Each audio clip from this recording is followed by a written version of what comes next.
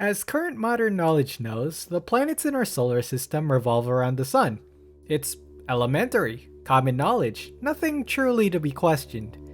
But going back a few centuries, we'll see that this isn't quite the case. To get everyone up to speed, once upon a time, the world once believed that the Earth was in the center of the universe. It wasn't until Copernicus and his discoveries that he realized that this wasn't the case, and that the planetary bodies revolved around the sun instead. It took some years, around 2 centuries, but eventually, the popular view converted over to his view, especially with the help of other scientists. So let's see this story play out a little further.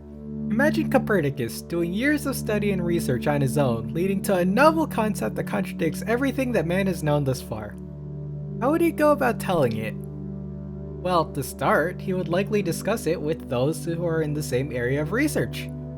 Of course, one would think it would be likely that they would accept the truth, especially when talking to another academic. Perhaps, but it is also a likely possibility that they would believe the opposite. After all, who is he to argue a universal truth? It's easier to believe he was simply mistaken, or even crazy. It's simpler to refute contradictory knowledge rather than to accept it, is it not? Not only that, but accepting this truth at the time would lead to a various amount of contradictions in the current line of scientific thought. Now, another aspect of this is the tie between the cosmic bodies and spiritual views, and how accepting this new perspective would not only contradict past views, but would also be sacrilegious. Is believing in this truth really worth going against religious belief? Following that trail of thought, it would be difficult to tell any other audience due to the hold of these views. Regardless, for Copernicus, it was a truth he believed in, but one he was hesitant to release, and one that was very difficult to accept by the masses despite it being, well, the modern truth. Eventually, as you all know, this does become the truth, especially with the aid and corrections of those such as Kepler and Galilei. But this was years beyond his lifetime before it became a universal standard.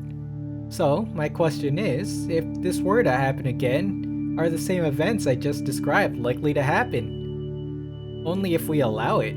History does have the tendency to repeat itself, but only because there is a lesson that hasn't been learned. So, what's the lesson to be learned to stop something like this from happening? Well, for one, it's the difficulty of the truth.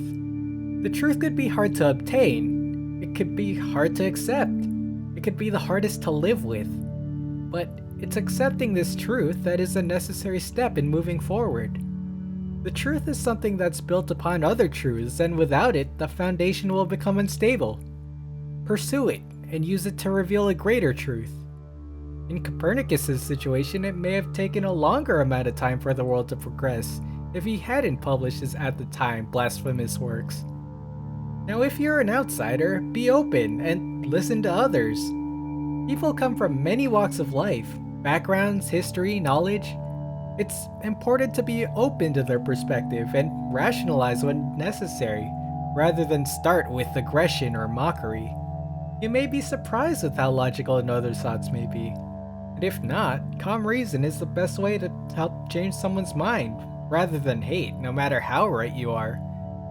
Helping one change their perspective is better than humiliation of being wrong for either party. So find your truth, whatever that may be, and help others find their truths as well. Life has far too many distractions that could mislead others, and the best we could do is help each other out. Then perhaps someone like Copernicus will come along sometime and will have an easier time sharing their truth.